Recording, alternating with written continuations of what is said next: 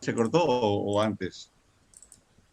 Sí, doctor, en tórax Sí, inestable. doctora, ahí se cortó. Ok, perfecto. Entonces yo le decía de que es fácil hacer un diagnóstico en un tórax volante, porque se ven lo que es respiración paradojal. Hemos dicho que es una paradoja, aquello que sucede sin, increíble que suceda sin que si no le correspondía hacerlo. Por ejemplo, que el tórax se expanda en los momentos de expiración y se deprima en los momentos de inspiración. Les preguntaba yo si ustedes el año pasado en cirugía 2 han hablado de diarrea paradojal, si se acuerdan, y en qué patología se da. ¿Se acuerdan? Que es una diarrea paradojal. ¿Quién puede responderme?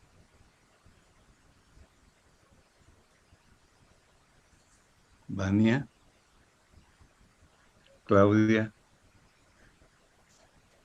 Mauricio, Darine Menacho. Ella debe saber qué es una diarrea paradojal. No recuerdo, doctor. Es una ¿Quién se diarrea acuerda? A por ver, defección, doctor. Doctor, dígame. que a pesar de haber constipación hay diarrea. Eso. Diarrea paradojal se presenta en los pacientes con fecaloma. Y dice, ¿por qué si el paciente tiene fecaloma, pero por qué tiene diarrea? Es una paradoja, ¿no ve? Es paradójico eso. Eso porque, si recuerdan ustedes por cirugía 2 los estratos o las capas del fecaloma son pétrea, dura o pétrea, pastosa, líquida y gaseosa. En algún momento, ese fecaloma se tuneliza por el centro y salen gases y sale lo líquido, o entre el fecaloma y la pared del colon y también sale. Entonces, y ahí está el riesgo del error diagnóstico. Dice, si el paciente está con diarrea, no está con fecaloma, pero puede haber diarrea en paciente con fecaloma. Entonces, y eso lo va a confirmar usted con una radiografía de abdomen donde va a ver la imagen en miga de pan, un gran fecaloma, pero el paciente con diarrea. Igual en el tórax inestable el diagnóstico es clínico. Usted va a ver la expansibilidad del tórax y después va a palpar y va a sentir la crepitación ósea de las fracturas. Entonces, toda esta patología identificada en la revisión primaria es de diagnóstico clínico. Ahora, este paciente con contusión o con tórax inestable siempre tiene que llevarnos a la sospecha de que tenga una contusión pulmonar. Si se rompió la barrera de protección del pulmón, si hay esas fracturas de costilla, de dos o más, en dos segmentos, entonces el tórax se hunde.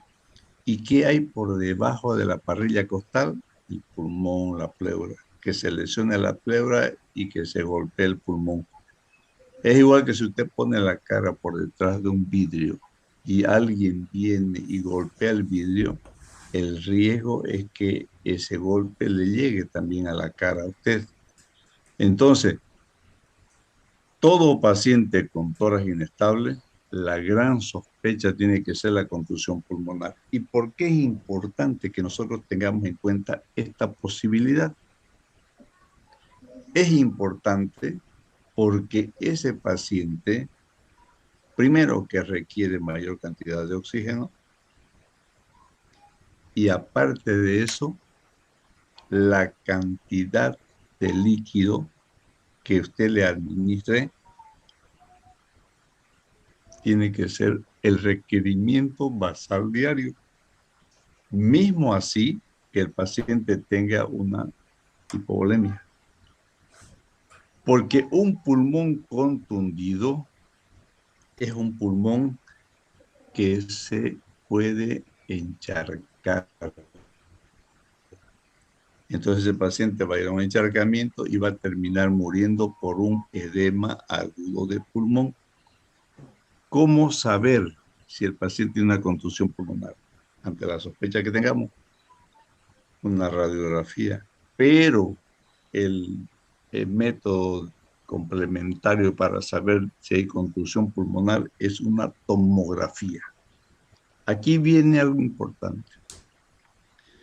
Le hacen su tomografía, probablemente no vean nada, que sea un tórax, un pulmón normal.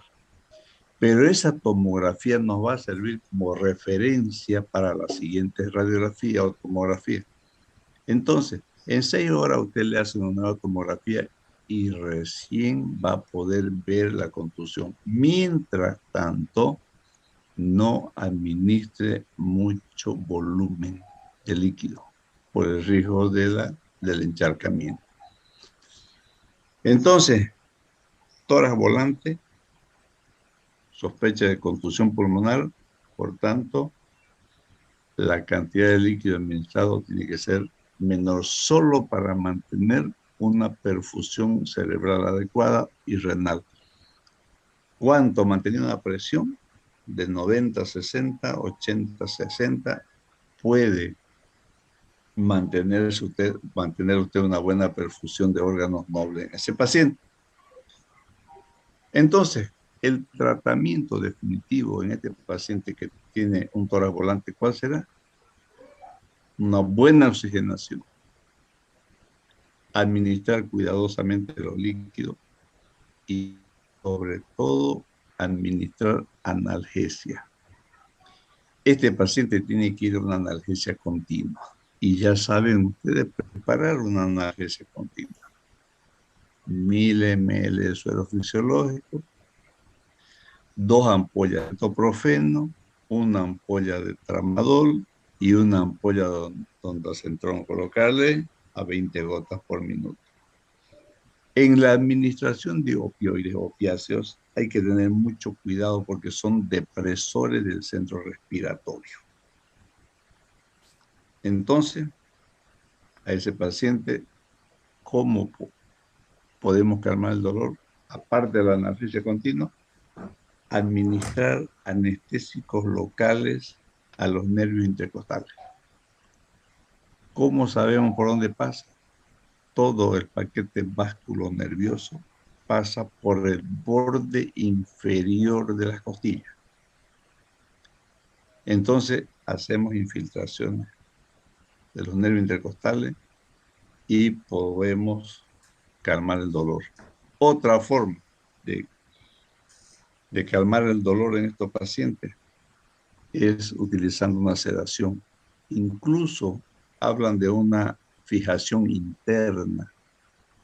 ¿En qué consiste? En pacientes intubados e hiperinsuflación, hiperventilación. De tal forma que la parrilla costal esté siempre expandida y usted le va a calmar un poco más el dolor. Contraindicadas las fajas en los pacientes con tórax inestable, contraindicada. Porque al ponerle la faja, ¿qué van a hacer? Van a cruzar esas costillas, esas fracturas. Y el paciente puede cicatrizar o formar un callo en esa posición y después va a tener un espacio de la cavidad torácica reducida de ese lado. Entonces no se debe poner faja.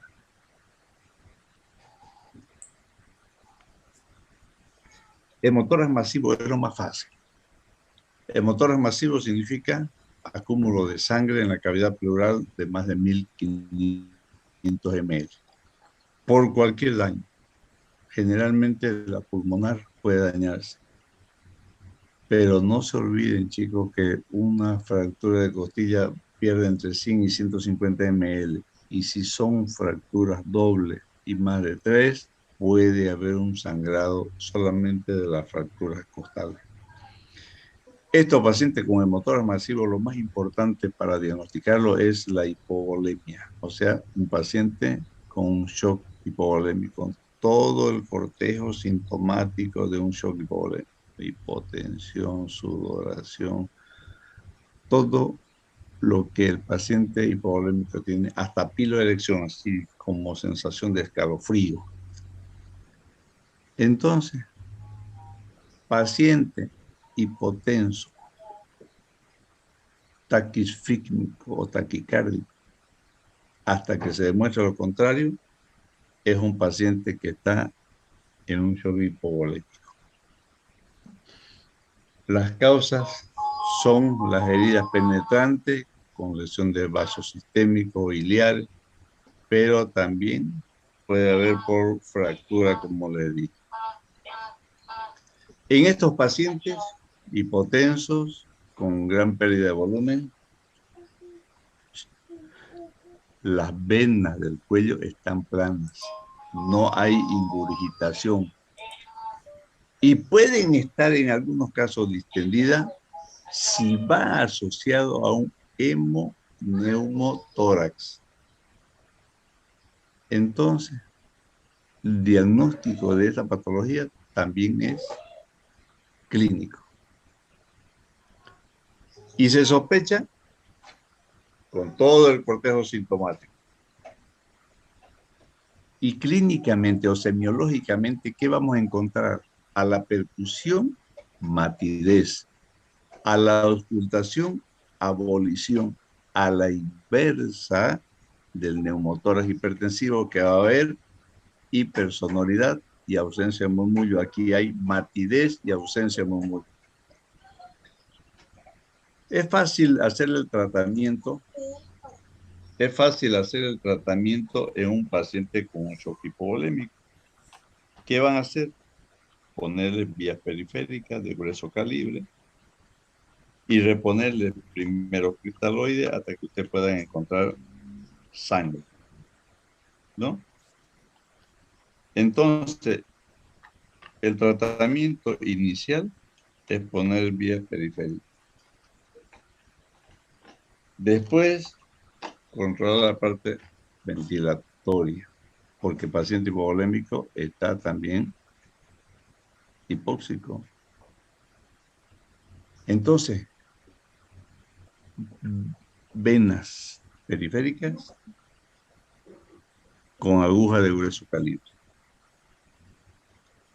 Reponer volumen, 3 paquetes de suero por un paquete globular. Y después es la descompresión del tórax, o sea, colocar un drenaje de tórax, quinto espacio intercostal, pero no es solamente colocarle, sino ver cuánto de sangre pierde. ¿Por qué es importante saber cuánto de sangre pierde? Porque aquí viene indicación de toracotomía. Pregunta examen. ¿Cuándo se indica toracotomía de emergencia? Primero, cuando al colocar el tubo de tórax sale 1500 ml o más, toracotomía. Si salen 200 ml por hora en las siguientes 2 horas, o 2 a 4 dicen algunos, en las siguientes 2 horas, también es indicación de toracotomía. 3, cuando el paciente, después de colocarle el tubo de tórax, sale en la siguiente hora o en la siguiente media hora 500 ml o más, también tiene indicación de toracotomía. Y por último, en aquellos pacientes politransfundidos, aquel paciente que requiera más de 5 o 6 paquetes globulares y no mejora su presión, indicamos toracotomía. Repito, indicaciones de toracotomía. Primero, 1500 ml de sangre o más al momento de colocar el tubo, 200 ml por hora en las siguientes 2 a 4 horas. 500 ml en la siguiente media hora o una hora después de colocar el tubo, y pacientes que requieran múltiples transfusiones y no mejora su signos vitales.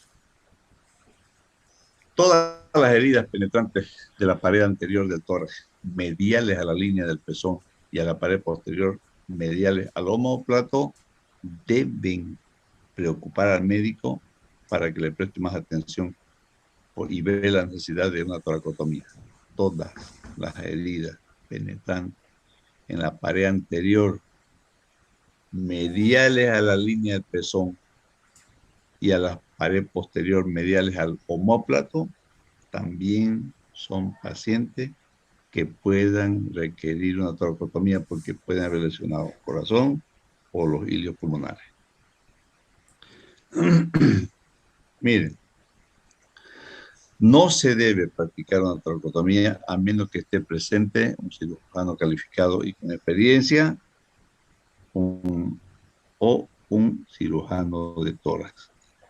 Pero un cirujano debe saber realizar una toracotomía, controlar el sangrado hasta que llegue el cirujano cardiovascular torácico y pueda reparar la lesión que se encuentra. Pero este paciente no debe esperar, debe entrar al quirófano. Taponamiento cardíaco, fácil también. Ustedes han visto por cardiología. Generalmente se da por elementos punzocortantes o por proyectil de arma de fuego, incluso en traumas cerrados con fracturas de esternón o de costilla, como dijimos al comienzo. El taponamiento cardíaco, ¿en qué consiste? En que la cavidad pericárdica se ha llenado de sangre. Normalmente también, igual que la cavidad pleural, el pericardio, el espacio pericárdico es una cavidad virtual que se transforma en real cuando está ocupado por líquido. Este taponamiento cardíaco, si es agudo, es muy sintomático rápidamente. Normalmente este espacio pericárdico alberga entre 50 y 100 ml de líquido para que las dos capas no se fusionen. Y después, si se fusionan, hacen una coraza al corazón y son restrictivas para los movimientos cardíacos normales.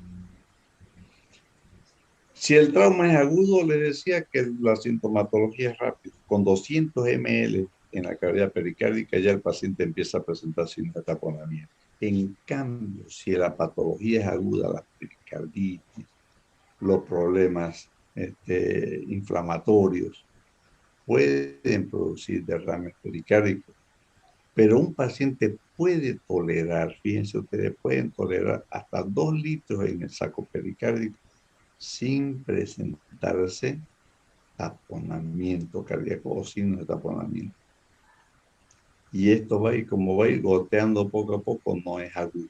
Pero lo agudo lo tapona con 200 ml.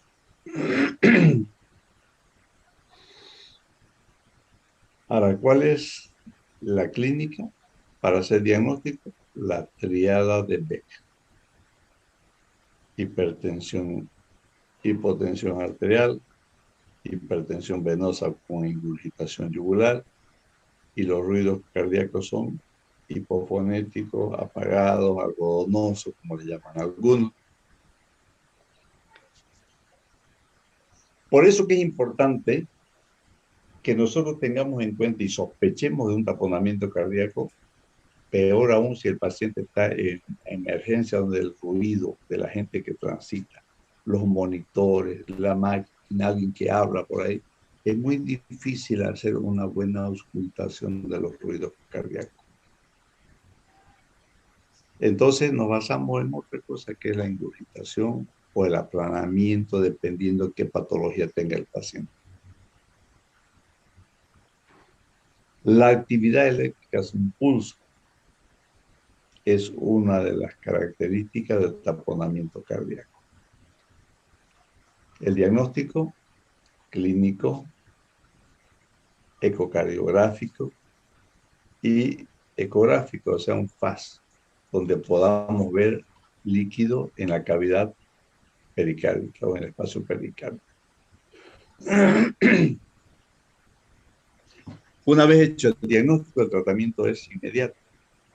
Se llama pericardiocentesis.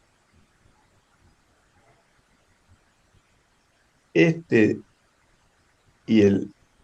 taponamiento cardíaco y el neumotórrax hipertensivo generalmente tienen dos etapas en su tratamiento.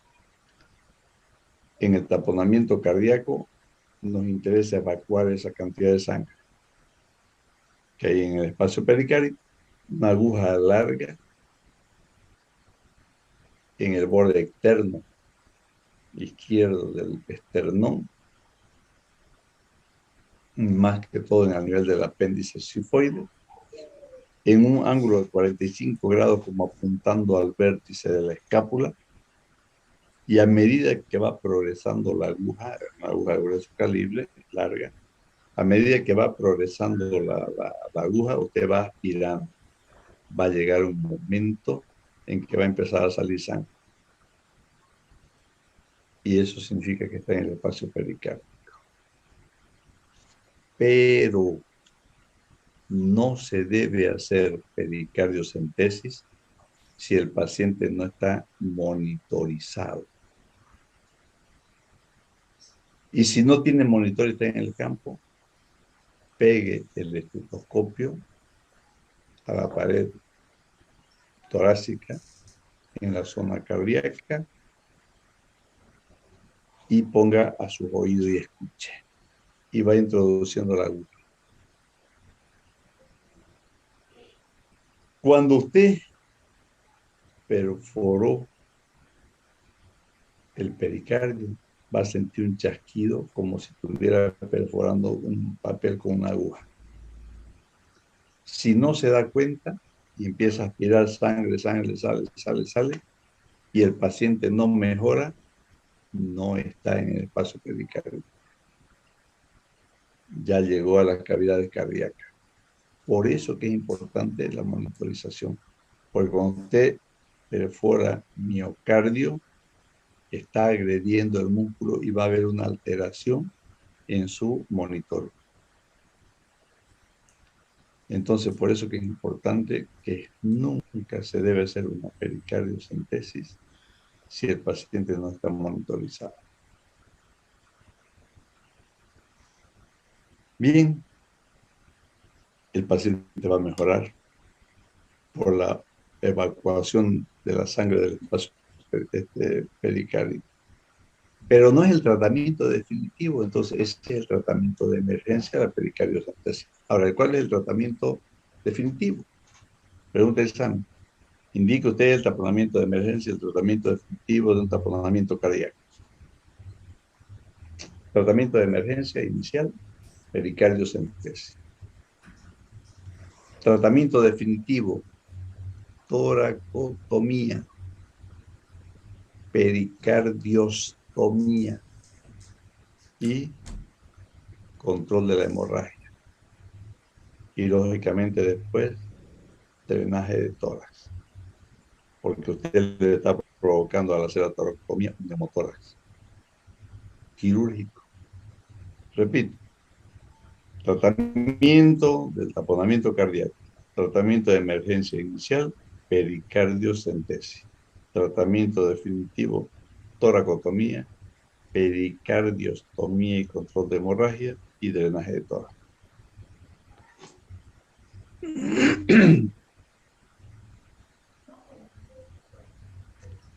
Si usted no está en condiciones de hacer una toracotomía, no tiene la experiencia, la pericardiocentesis le va a salvar la vida y así se lo sube a su ambulancia y le va aspirando de rato en rato esa sangre para que el paciente no vuelva a hacer un taponamiento cardíaco. Lo lleva a un hospital de referencia donde le van a hacer el tratamiento y después pasa a terapia intensiva. A pesar de que existe una fuerte sospecha de taponamiento cardíaco, la administración inicial del líquido debe ir dirigida a mantener la presión venosa central y a mejorar su gasto cardíaco. Entonces, tampoco es a ponerle gran cantidad de sangre, porque igual si la bomba, si el paciente está con taponamiento, la bomba falla. Y donde falla la bomba, el paciente va a ir a un acercamiento. Mantenga esa presión, mantenga la perfusión mientras prepara su quirófano.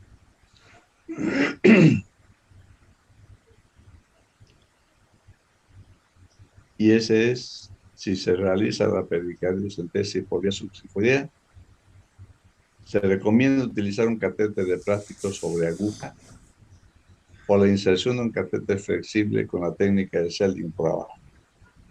Pero la prioridad consiste en la aspiración de sangre del saco pericárdico.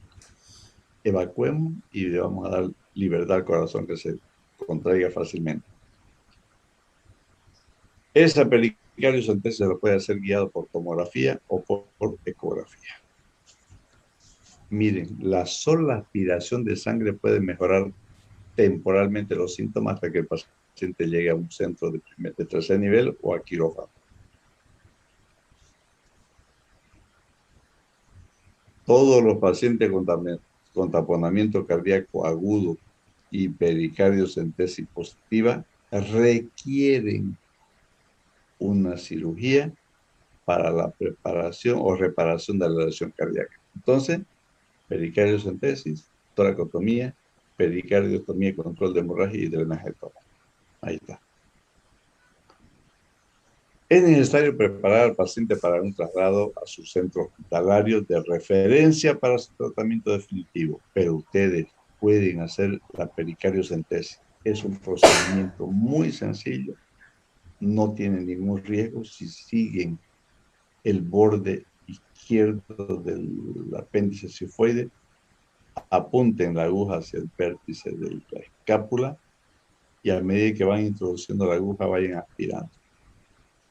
Y ese paciente se va a salvar.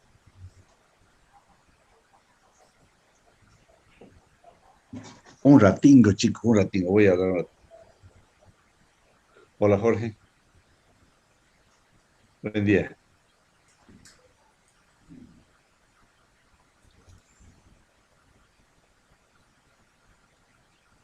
Ajá.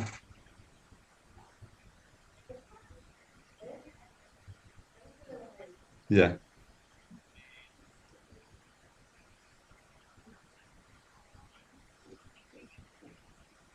Es grande, ¿no? Es un decolamiento grande.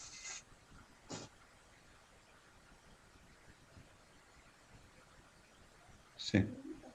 Ujú.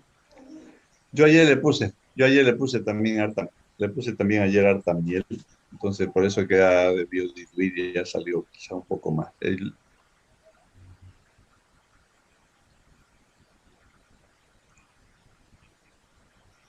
Está bien,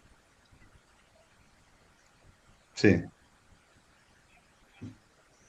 Yo creo que sí, yo estaba pensando en eso, ponerle, o ponerle, o si no, bueno, pues cambiemos de antibiótico, ¿no? O pongámosle algunas pomadas de esa. Entonces, ya son 14 días de antibiótico ya, 15 días de antibiótico, yo creo que hay que cambiar, hay que sacarle ya el antibiótico. Ujú. Sí, ya está cansado, me dijo que estaba cansado. Sí, yo voy a ver en la tarde, voy a hablar con ellos, lo voy a curar también. Y mañana yo no voy a poder ir a verlo. Vémelo mañana en la mañana, Jorge, vos, por favor. ¿Ya? Yo voy a tratar de verlo de todas maneras. Ok, gracias, gracias, gracias. Perdón. Entonces, el tratamiento tiene dos etapas, igual que el tratamiento del neumotor hipertensivo. En el hipertensivo es la única patología que requiere toracocentesis. En el taponamiento requiere pericardiocentesis. La toracotomía de reanimación, un masaje cardíaco por un paro cardíaco o una actividad eléctrica no es efectivo en pacientes hipovolémicos. ¿Por qué? Porque no hay nada que bombee. Entonces hay que reponerle su volemia para que ese corazón tenga algo que bombear. De nada va a servir hacer masaje cardíaco si el paciente está hipovolémico. Es como si ustedes quisieran exprimir una manguera que no tiene agua. Entonces, todos los pacientes que llegan sin pulso, pero con actividad eléctrica miocárdica, pueden ser candidatos a una toracotomía de reanimación. Hemos hecho en emergencia, una vez me tocó un paciente, un radiólogo que llegó, un paro cardíaco. Hicimos toracotomía en emergencia, hicimos masaje cardíaco abierto. Y otra vez un paciente herido de bala, un taxista, con un tórax soplante, pero por esa herida, aparte de aire, salía sangre a chorro. Entonces tenía una lesión cardíaca. Lo abrimos en emergencia, llamamos al cirujano de tórax cardiovascular y con el dedo puesto en el orificio que tenía el corazón, nos fuimos al quirófano. Hasta eso llegó el cirujano cardiovascular torácico y reparó la lesión cardíaca y el paciente se salvó. La parte de emergencia, chicos, es donde le da al cirujano la seguridad, le da al estudiante la seguridad, porque se ven muchas cosas. Es muy importante, ahora que están yendo a los hospitales, que le saquen provecho a las visitas que se hacen, las preguntas que se hacen, los estudios que nos muestran, saber interpretar un laboratorio. Todos, cuando te muestran un laboratorio, ¿qué mira? A la cantidad de glóbulos rojos, hemoglobina, hematocrito, linfocitos segmentados, glóbulos blancos, y nada más. Y los valores hematométricos son importantísimos, porque usted va a poder hacer el diagnóstico de una anemia microcítica, normocítica, hipocrómica o normocrómica.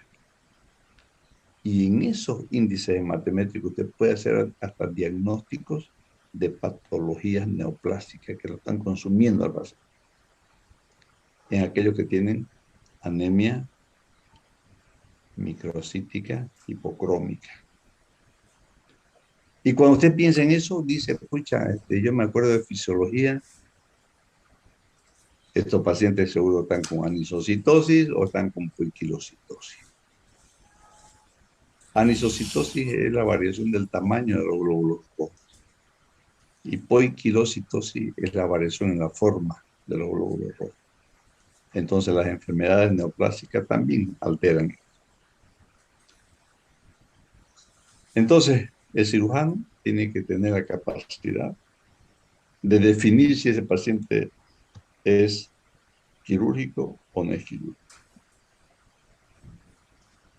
Por ejemplo, un paciente que ha sufrido una herida penetrante y que ha requerido reanimación cardiopulmonar en la etapa prehospitalaria debe ser valorado para verificar cualquier signo de vida. Si el paciente llega intubado, hay que ver si ese paciente tiene vida o tiene posibilidad de vivir. ¿Cuánto tiempo se reanimó? ¿Cuánto tiempo estuvo en paro? ¿Cuánto tiempo está intubado? Si la ventilación que le están dando es la adecuada. Entonces, cuando hay ausencia de estos signos, pacientes midriáticos, pacientes cianóticos, pacientes con un color marmóreo de la piel, en aquellos pacientes que usted le hace un shock eléctrico, no hay respuesta, no hay para qué insistir. Máximo se recomienda tratar de reanimar a un paciente con masaje 30 minutos. Pasado los 30 minutos, el paciente ya está muerto o las secuelas neurológicas van a ser irreversibles. Los signos de vida incluyen pupilas reactivas, movimientos espontáneos o un electrocardiograma normal o un electroencefalograma con actividad eléctrica. Paciente con electroencefalograma isoeléctrico es un paciente con muerte cerebral. Y más bien rápido hay que buscar a aquellos que requieran un trasplante de órgano, previo autorización lógicamente de la familia. Las maniobras terapéuticas que pueden llevarse a cabo de forma efectiva cuando se realiza una toracotomía de resucitación son: primero, hay que sacar toda la sangre que tenga en el pericardio. Entonces, pericardiostomía. Control directo de la hemorragia exsanguinante intratorácica. Ahí está la otra indicación. O sea, es la otra parte del tratamiento. Toracotomía, pericardiotomía y control de la hemorragia. Y por último, el masaje cardíaco abierto. En muchos casos, clampeo de la aorta descendente para disminuir las pérdidas. Entonces, hay muchas cosas que se pueden hacer de riesgo, sí. Patologías encontradas en la revisión secundaria que pueden causar la muerte del paciente en forma no inmediata, pero sí ponen en riesgo la vida del paciente. Es importante que nosotros hagamos siempre el examen físico completo. Una buena historia clínica detallada permiten que usted pueda tener el diagnóstico presuntivo. Y en base a ese diagnóstico presuntivo, pide los exámenes complementarios. Por eso, uno en la historia clínica, cuando presenta un caso, me imagino que ustedes han presentado casos en semiología, en medicina interna, uno dice, con el diagnóstico presuntivo de, solicitamos exámenes complementarios. Y esos exámenes complementarios son la placa de tórax. Dice de pie, siempre y cuando el paciente esté en condiciones de hacerlo. Si no, por lo menos sentado. O echado, pero con una placa AP y lateral. Una gasometría, monitorización del oxímetro de pulso y monitorización cardíaca continua. Ocultación buscando la expansión pulmonar, los ruidos respiratorios. Y si la radiografía de tórax nos muestra un mediastino ensanchado, no den como si fuera cardiomegalia. Pregunten, ¿el paciente estaba parado, sentado o echado cuando lo hicieron? Si el paciente está echado, va a presentar un mediastino ensanchado, pero como consecuencia, o una cardiomegalia como consecuencia de que el corazón se aplasta sobre la columna y ahí tiene una apariencia de cardiomegalia, o sea, una cardiomegalia ficticia. Siempre pregunten. Ahí están las lesiones que hemos visto: neumotórax simple, contusión pulmonar, lesiones del árbol bronquial, lesiones cardíacas cerradas o abiertas, ruptura aórtica traumática de aorta, lesiones traumáticas de diafragma y lesiones esofágicas. Aquí, en estas patologías identificadas en la revisión secundaria, fíjense lo que dice aquí. Su diagnóstico requiere un alto índice de sospecha y un uso e interpretación adecuado de los exámenes complementarios. Si usted no sabe leer una radiografía, es muy difícil que encuentre estas patologías. Ya les hemos dicho que las lesiones de tórax usted las encuentra bien yendo de la periferia hacia el centro, buscando enfisema, fracturas, borramiento de los senos postodiafragmáticos y cardiofrénicos, y la tráquea y el mediastino. Y otra cosa, el botón aórtico. El hemotórax simple es fácil de diagnosticar también. Si bien es cierto, no tiene tanta clínica como el hemotórax hipertensivo, pero usted a la ocultación va a ver abolición del murmullo vesicular, pero no en todo el pulmón, sino en una parte del pulmón. Y generalmente, como el aire es liviano, del tercio medio de tórax para arriba, va a encontrar la abolición del murmullo vesicular. Además va a estar bien, porque no está ocupado por completo. Otra cosa para el neumotórax simple, percusión. Hipersonoridad en el lugar donde está el aire. Y lo demás es normal. Por eso que es importante que nosotros pidamos la radiografía, el paciente de pie si el paciente está consciente.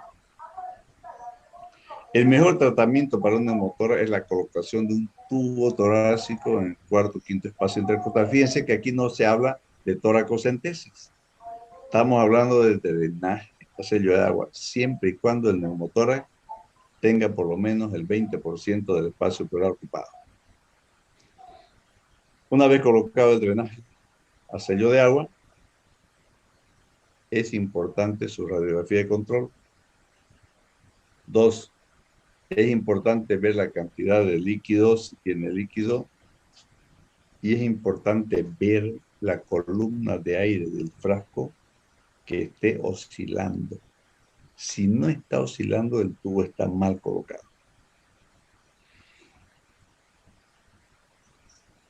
Un paciente que tuvo un neumotórax traumático o que se sospecha de la posibilidad de desarrollar un neumotórax a tensión intraoperatorio nunca deberá ser sometido a anestesia general o ventilación mecánica a presión positiva hasta que se coloque tubo de tórax.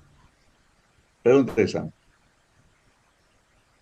Todo paciente que tenga una costilla fracturada que va a ser sometido a una cirugía por un trauma abdominal, por un trauma neurológico o traumatológico, que va a ser sometido a anestesia general, nunca debe intubarse si antes no se ha colocado un tubo de tórax. ¿Por qué? Porque la anestesia general que va a ser sometido a una presión positiva por una máquina de anestesio puede en algún momento chocar la pleura a esa costilla fracturada y perforarla. Y el paciente realiza un neumotórax hipertensivo intraoperatorio. Y si el cirujano o el anestesiólogo no se dan cuenta de eso, terminan su cirugía con paciente muerto. Repito, nunca debe intubarse el paciente que tenga una fractura por lo menos de costilla y va a ser sometido a presión positiva, anestesia o paciente intubado en terapia intensiva.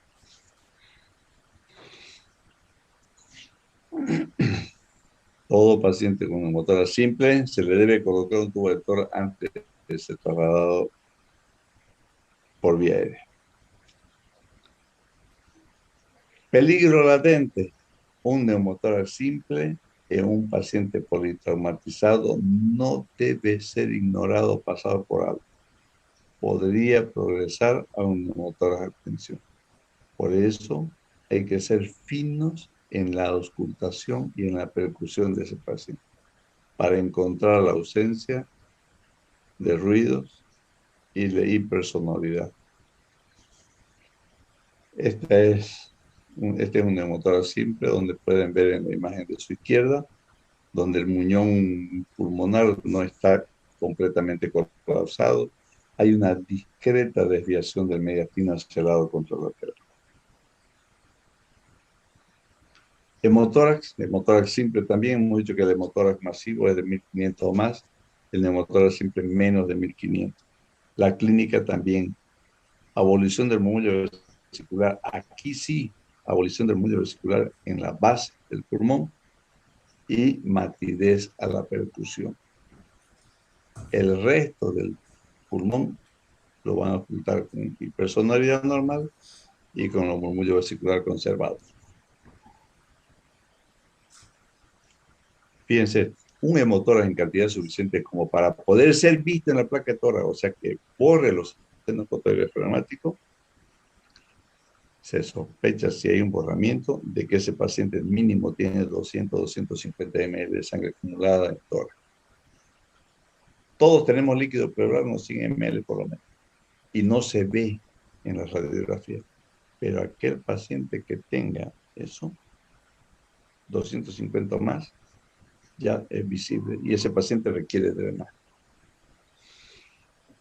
Ahora bien, estos pacientes que usted le drena el tubo, el tórax, siempre que hay antecedentes de trauma, quinto espacio, siempre, siempre. Hemos dicho segundo para neumo, quinto para hemo y séptimo para parapío. Pero si hay un antecedente de trauma, todo paciente con trauma, el drenaje es en el quinto espacio intercostal. Es muy importante que nosotros hagamos un buen diagnóstico para que nosotros podamos hacer un buen tratamiento. Y en estos pacientes, con seguridad, si un hemotórax simple no va a salir 1500, va a salir mucho menos. Pero ustedes, internos, son los que tienen que cuantificar el drenaje de tórax y anotar cada hora cuánto sale. No es el que lo dejen hasta que el frasco de aspiración se llene. Si el frasco se llena y ustedes no se han dado cuenta, el paciente puede morirse porque ya sufrió una hemorragia importante. Si salen más de 200 ml por hora en las siguientes 2 horas, llamen al cirujano, que ese paciente tiene que entrar a quirófano. Entonces, la función del interno es controlar el débito, la oscilación y el estado fisiológico de su paciente, o sea, con signos vitales normales. Contusión pulmonar es el apellido de un tórax volante. Aunque a veces puede producirse sin fractura. ¿En quiénes más que todo? En jóvenes y en niños, porque la pared torácica en niños y jóvenes es muy elástica. Puede haber contusión pulmonar sin fractura, pero en adultos generalmente tiene que haber fractura para que el pulmón sea agredido. Y en los extremos de la vida, la insuficiencia respiratoria se va a desarrollar en poco tiempo. Por eso, por la capacidad, por la complacencia que tienen estas personas. Es importante monitorización del paciente, cardíaca, respiratoria y de los signos vitales. La hipoxia significa, o la hipoxia significativa, por ejemplo, la gasometría. Es importante que ustedes puedan controlar. Pacientes con una saturación de oxígeno menos de 90 es un paciente de riesgo. Se dice que 85% de saturación de oxígeno es el límite para que el paciente se le indique intubación. Paciente con 85-90% de saturación es un paciente que ya no está respirando bien. Y ese es el gran problema de los pacientes con COVID. Pacientes que tienen menos de 90 ya lo están intubando. Gracias a Dios, a mí no me intubaron, a pesar de que bajé mi saturación hasta 82%. Es importante que nosotros veamos qué otra patología asociada tiene el paciente. Entonces vamos a buscar amplia, alergia, todo eso. patologías asociadas. Esos pacientes con problemas respiratorios, cardíacos, renales, aumenta la posibilidad de una intubación temprana.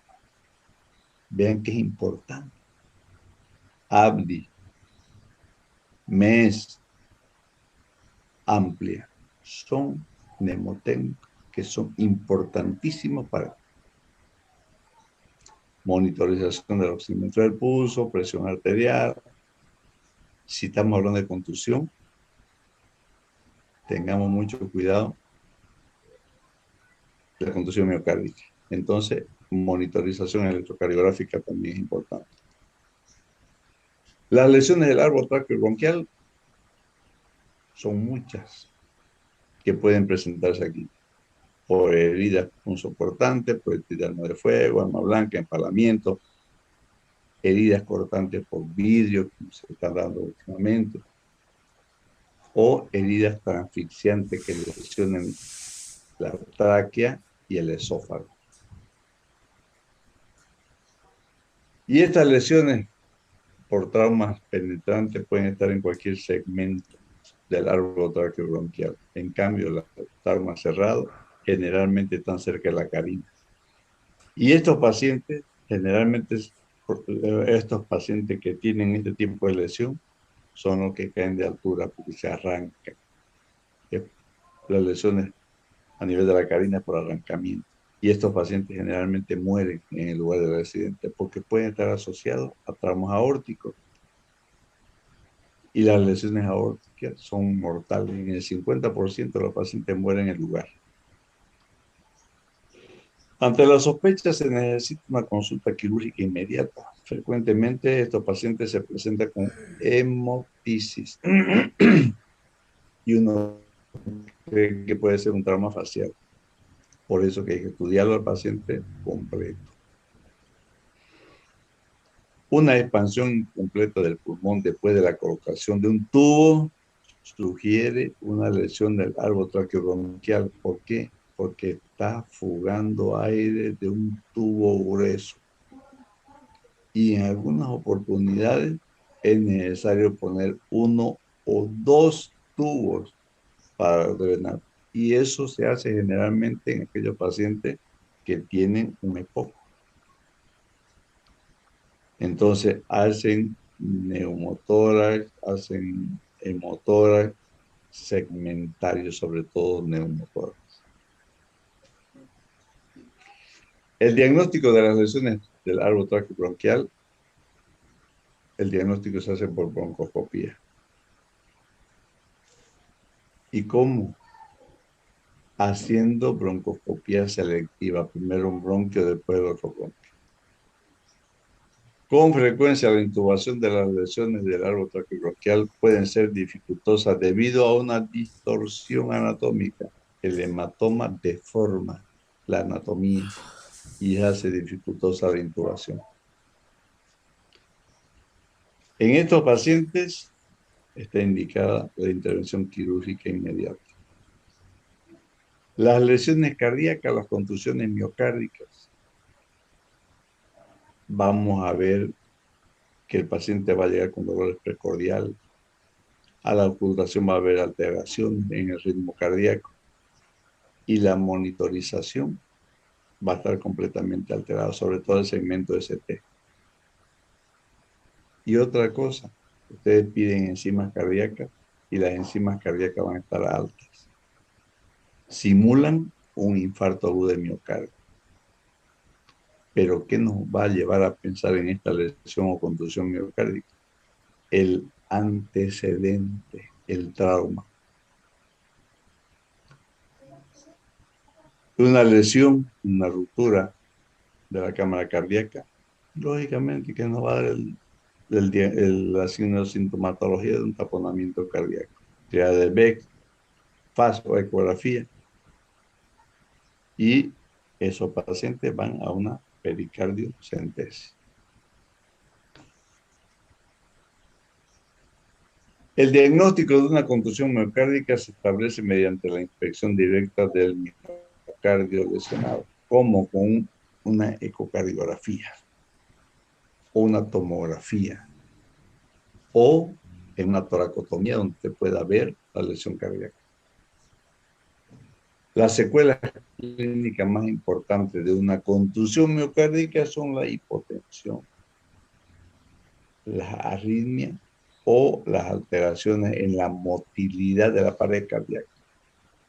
¿Por qué? Porque hay una lesión del miocardio, hay una contusión.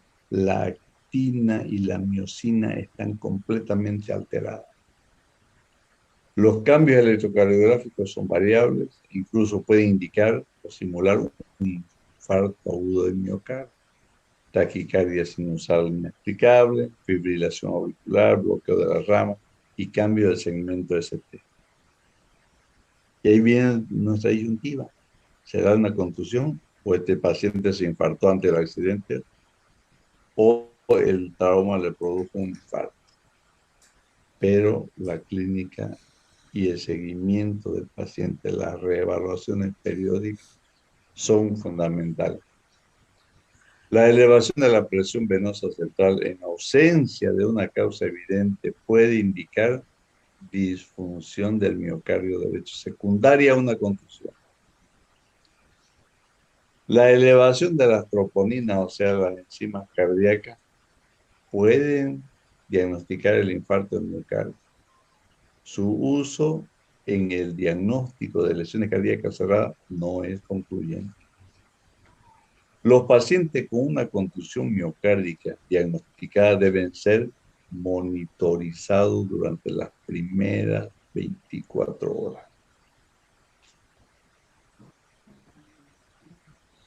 Ruptura traumática de la aorta.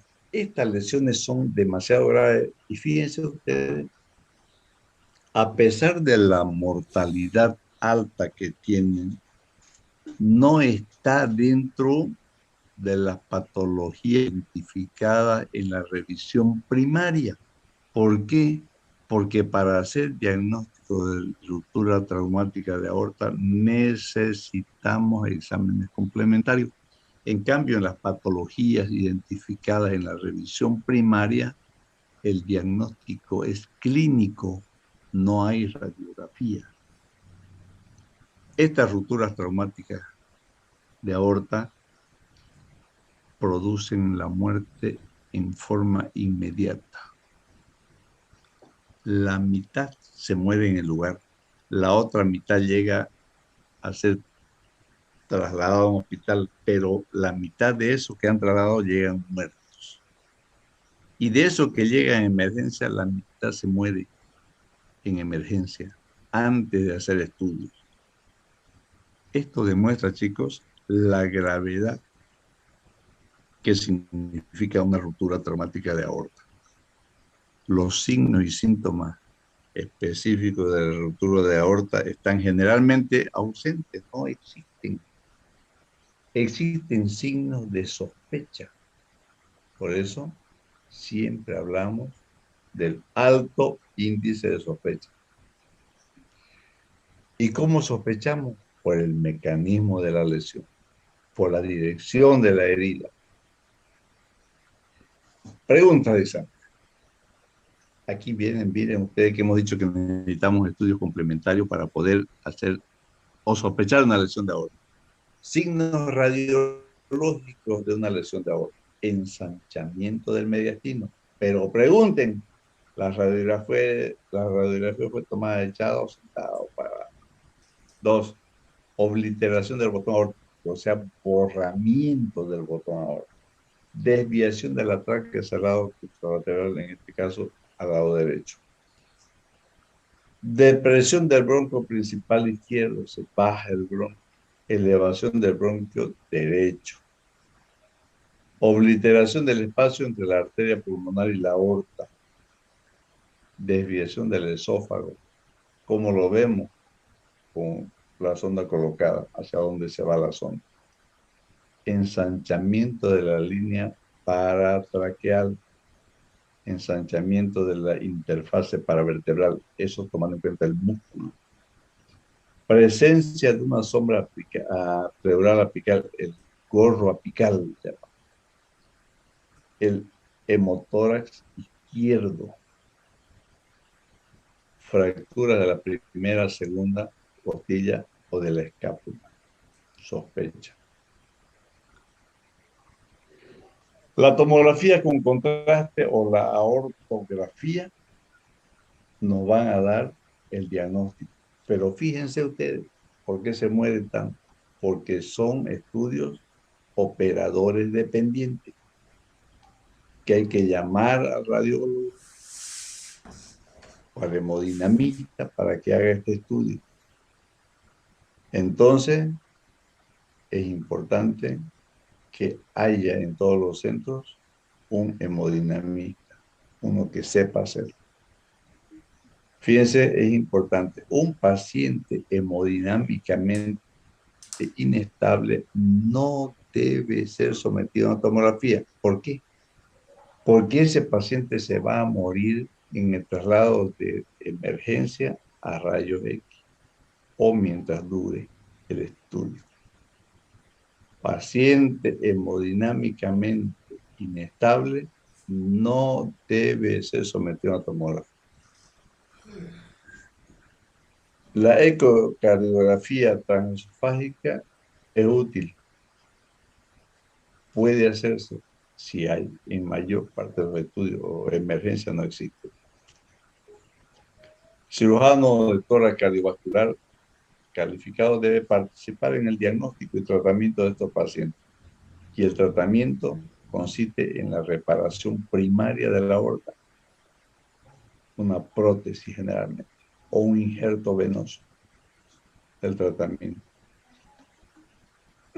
Fíjense ustedes aquí, en esta imagen, cómo se ve que ha disecado la aorta. Está como disecado. Hay una ruptura de aorta. Mortal.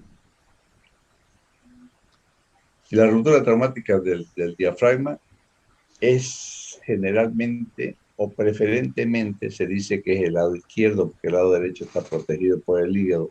Aunque estudios en el hospital de Bogotá, de todos los cadáveres que morían traumatizados con sospecha de lesiones de diafragma, hicieron la autopsia y no encontraron tanta diferencia entre el lado izquierdo y el lado derecho. Pero siempre un poco más daño son los que están el diafragma del lado derecho, izquierdo. Estos traumatismos de diafragma se dan por elementos punzocortantes, por proyectil de arma de fuego. ¿Y cómo hacemos un diagnóstico de esto? Primero, por la dificultad respiratoria. Pero para eso tenemos que asociarlo con otras patologías también, que nos van a dar dificultad respiratoria. 2, una burbuja de aire en la base del pulmón, que nos va a llevar a pensar de que sea un neumotórax. Pero neumotórax en base pulmonar no existe. Rarísimas excepciones si el paciente tiene antecedente de fibrosis pulmonar. El aire es liviano y siempre se va a la periferia o al vértice del pulmón. Entonces, ante eso, tenemos nuestra sospecha. Otra, a todo paciente con trauma le colocamos sonda nasogástrica. Y todas las sondas nasogástricas tienen una línea radiopaca. Le sacamos la radiografía de tórax y vamos a ver que la sonda está en tórax, porque al haber la ruptura traumática del diafragma, el estómago se sube al tórax y la sonda lógicamente se va dentro del tórax. Entonces, por eso que es importante que nosotros sepamos interpretar las radiografías de tórax.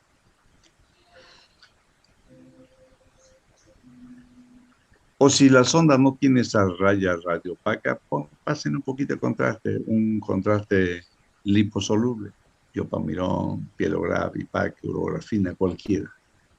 Y entonces van a seguir la sonda con su radiografía, o con la radiografía y el contraste. Otra, si ese paciente tiene una sospecha de un trauma abdominal, usted le va a hacer si no tiene FAS o si no tiene ecografía, le va a hacer un lavado peritoneal.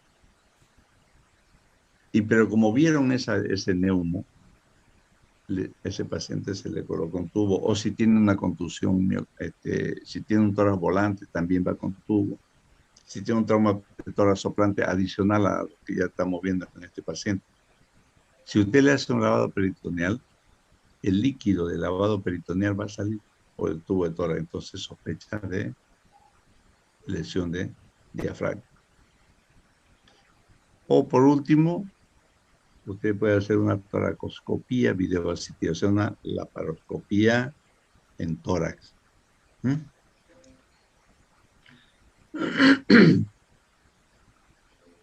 Fíjense aquí, por ejemplo, esta imagen.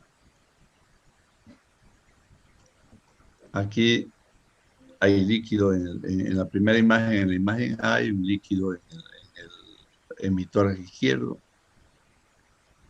En la otra imagen gráfica que tiene, fíjense, el estómago está metido allá. Entonces, todo el contenido abdominal, estómago, incluso a veces mete colon.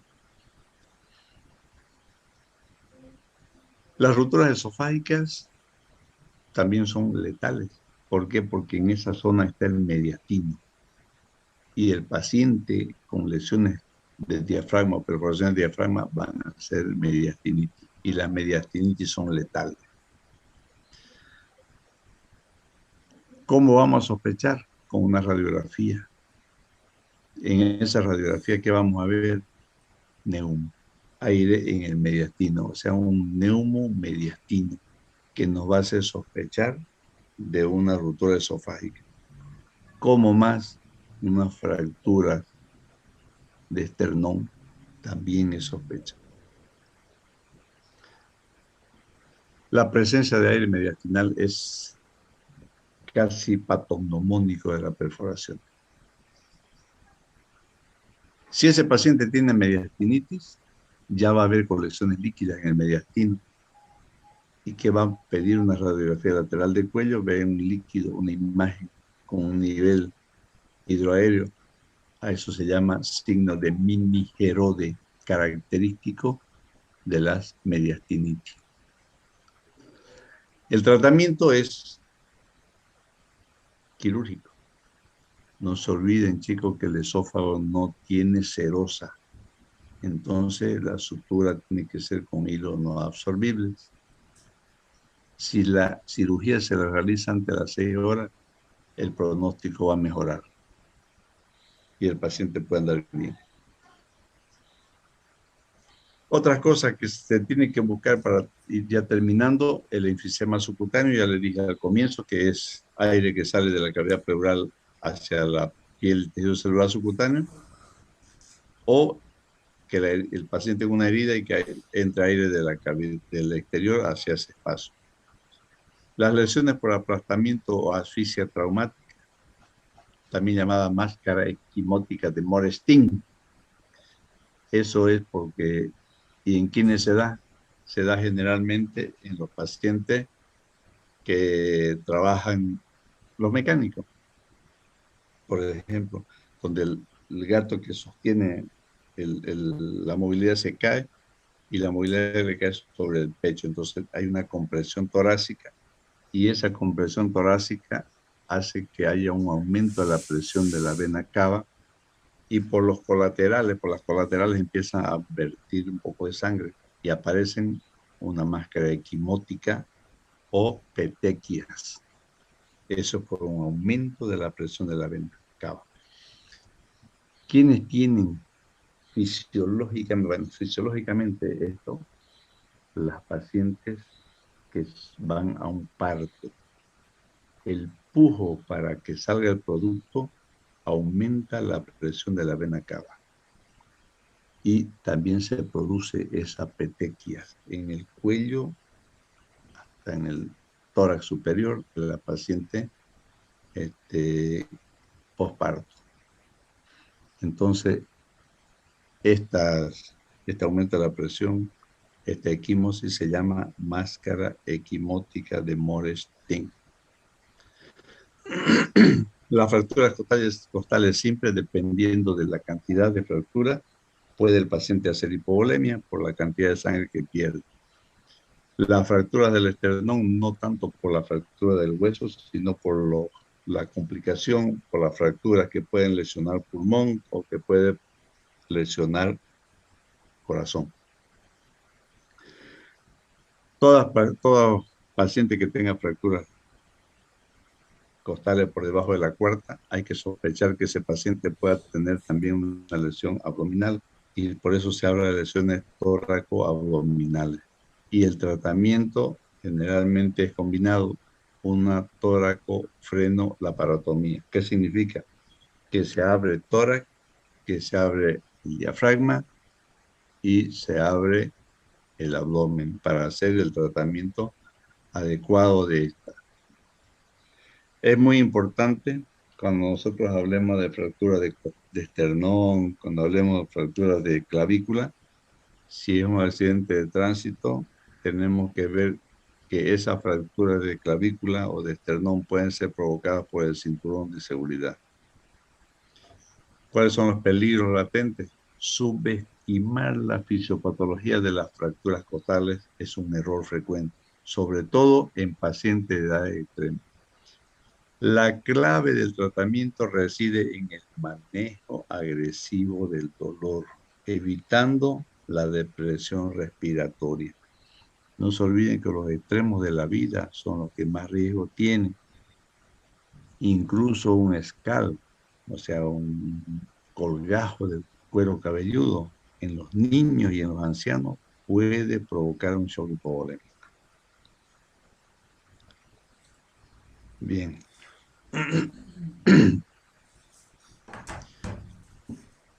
Bien, chicos. Si bien no estamos entrando a quirófano, los que han estado yendo a práctica, pero las visitas también son provechosas. Mañana, el lunes, si puedo mañana, les voy a mandar para cada grupo un caso clínico. Lo van a estudiar en cada grupo y en nuestros horarios de clase práctica lo vamos a discutir. Y después nos vamos a reunir entre los 4 grupos y cada uno va a presentar su caso clínico a los otros grupos y cada grupo va a ver si lo presentaron bien, si hicieron un buen diagnóstico y si el tratamiento que se hizo es correcto.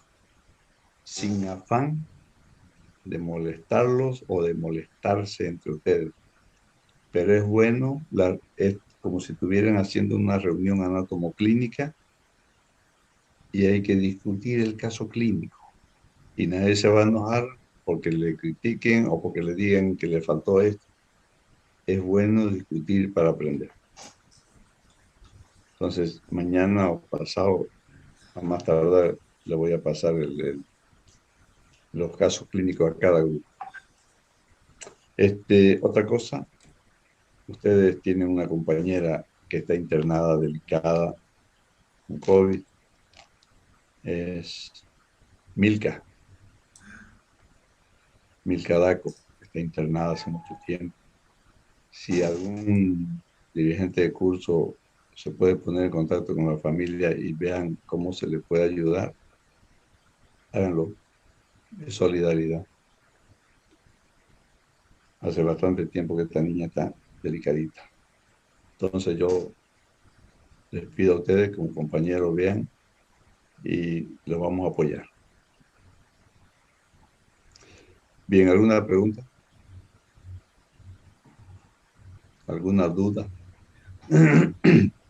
Este es uno de los temas más importantes en trauma, en el manejo de trauma, porque ustedes bien han visto que se maneja mucha patología.